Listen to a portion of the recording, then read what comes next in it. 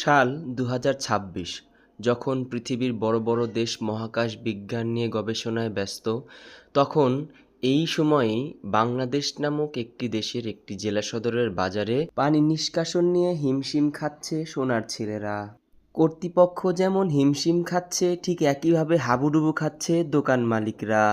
রাজনীতিবিদদের উপস্থিতি না দেখে সেচ বিপ্লব ঘটাচ্ছেন দোকান মালিক ও কর্মচারীরা। এটা দেখে মনে করলাম পৌরসভাকে একটু কল দিয়ে সাহায্যের জন্য ডাকা যাক। এখন দেখি তারা এই সমস্ত ময়লাগুলো খুব সাহায্য করে বাজারের পাশেই স্তূপ করে রেখেছেন, যা ভেসে ভেসে একের পর এক অন্যান্য দোকানের মধ্যে প্রবেশ করছে, যা পরিষ্কার করতে দেখা যাচ্ছে দোকান মালিকদেরকে।